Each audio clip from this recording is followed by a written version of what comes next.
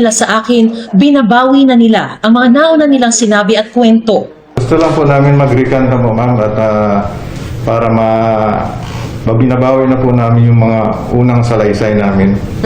At gusto na namin po manahimik dahil sa ngayon ay tad kami ng mga kaso, mga banta sa buhay namin. Kaya pag-isip-isipan namin na binabawi na po namin yung mga salaysay po namin. Hindi sila nagpakita ng mukha sa kamera dahil sa matinding banta raw sa kanilang buhay. Sana naisipan mong mabuti yung kasama mo, na nahikayat mo silang tatlo, na kayo ang nag-usap-usap na bumaliktad kayo. Yun lang, ma'am. Kanino nyo sinasabi yan? To whom is this addressed? Kasama kong- Sino dun sa apat na yon ang sinasabi Sila nyo? apat.